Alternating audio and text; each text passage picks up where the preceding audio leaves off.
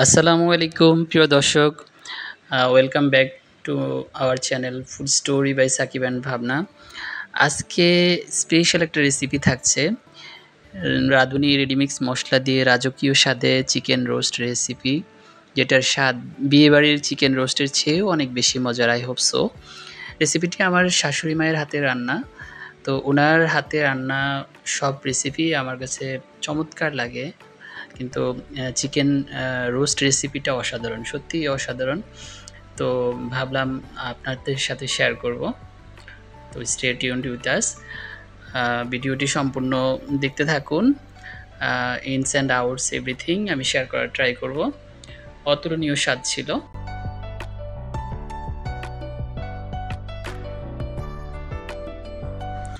তো দেখতে থাকুন আমাদের স্পেশাল রেসিপি, যেখানে আমাদের রান্নার সিক্রেটগুলো আমি শেয়ার করব, পাশাপাশি আমাদের কী কী ইনগ্রেডিয়েন্টস লাগছে সেগুলো আসছে কামিং সুন।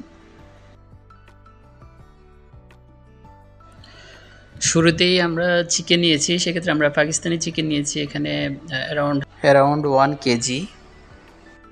আমরা ভালো করে ক্লিন করে রান্নার জন্য প্রস্তুত করেছি। দেন চিকেনে আমরা পরিমাণ মতো লবণ মিক্স করেছি, লবণটা ভালো করে মিক্স করে কিছুক্ষণ রেস্টে রাখবো। সাথে হলুদ পরিমাণ মতো আমরা এটা মিক্স করে কিছুক্ষণ রেস্টে রাখার ট্রাই করব।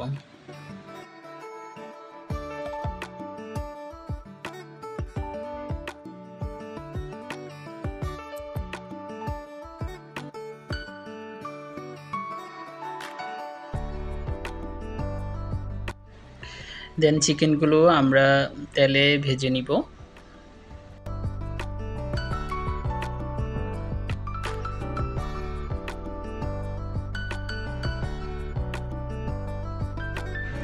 ভাজার সময় খেয়াল করতে হবে যেন চিকেনগুলো দুপাশ ভালোভাবে ভাজা হয়, সেক্ষেত্রে স্বাদটা অনেকাংশেই বেড়ে যায়।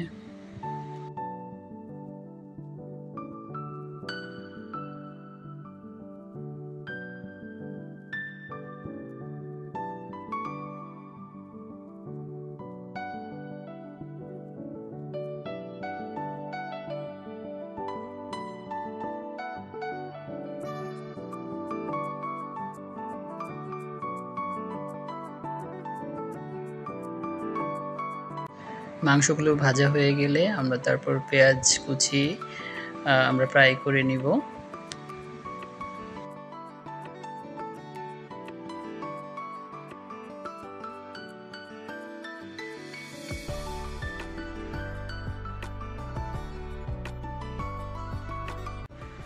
এবার অন্য একটি ফ্রাই প্যানে আমরা তেলের সাথে তেজপাতা, সামান্য পরিমাণ জিরা, এলাচ, দারচিনি এগুলো ভালোভাবে ফ্রাই করে নিব। সাথে পেঁয়াজ বাটা, রসুন বাটা এগুলো দিয়ে ভালোভাবে মশলাটা কষিয়ে নিব।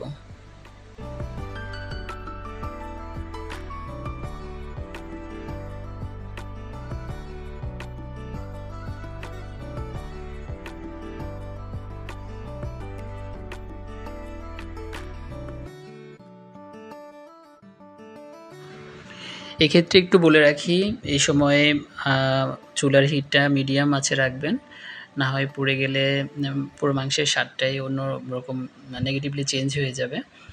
তো ভালো করে নাড়তে থাকবেন আর মিডিয়াম হিটে রেখে মশলাগুলো ভালোভাবে কষিয়ে নিতে হবে।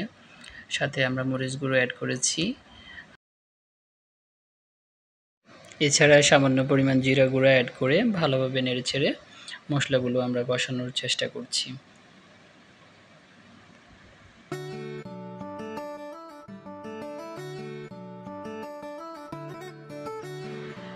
এবার আমরা রাঁধুনি যে রোস্ট মশলা থাকে সেটা মিক্স করছি।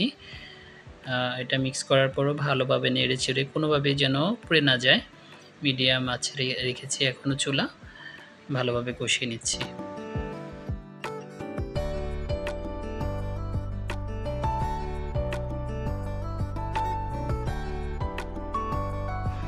রান্নার এই পর্যায়ে আমরা রোস্টগুলো ছেড়ে দিয়েছি। তারপর হচ্ছে আমাদের গুঁড়ো দুধ রেডি করা ছিল। গুঁড়ো দুধটা মিক্স করে রোস্টের সাথে দিলে এর স্বাদ বহুগুণে বেড়ে যায়।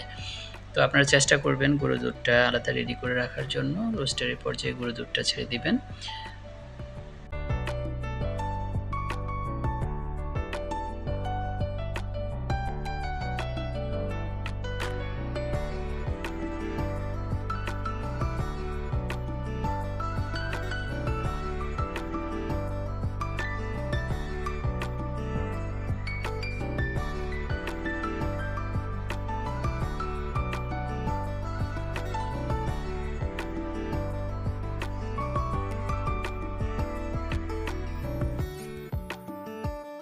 তো মোটামুটি আমাদের রান্নার ইনগ্রেডিয়েন্টস অলমোস্ট 90% আমরা মিক্স করে ফেলেছি। টমেটো সস আছে, সেটা একটু পরে অ্যাড করব। আর হচ্ছে রান্না আসলে এমন একটা আর্ট যেটা মোরলেস সবারই জানা উচিত, যেটা খুবই আমাদের নিত্য নৈমিত্তিক কাজের মধ্যে একটা খুবই আর্জেন্ট একটা স্কিল আমি মনে করি।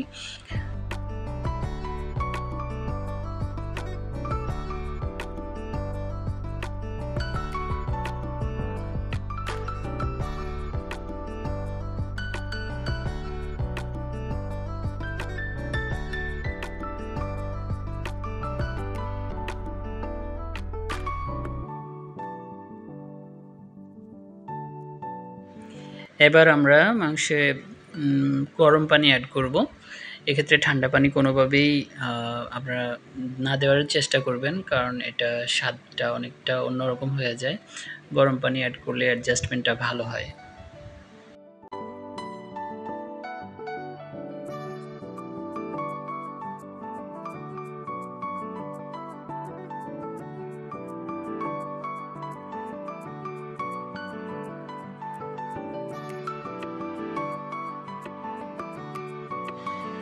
রান্নার এই পর্যায়ে আমরা সামান্য পরিমাণ সয়া সস অ্যাড করেছি। এটা অপশনাল, আপনারা চাইলে ইউজ করতে পারেন অথবা স্কিপ করতে পারেন। তারপর আমরা ঢেকে দিয়েছি প্রায় 10 থেকে 15 মিনিট। এভাবে মাংসটা সিদ্ধ হবে ভালো করে।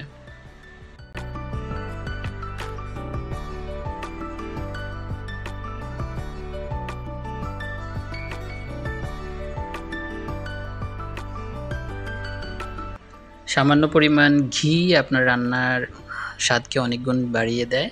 তো আপনারা চেষ্টা করবেন শেষের দিকে এসে সামান্য পরিমাণ ঘি মিক্স করে দেওয়ার জন্য।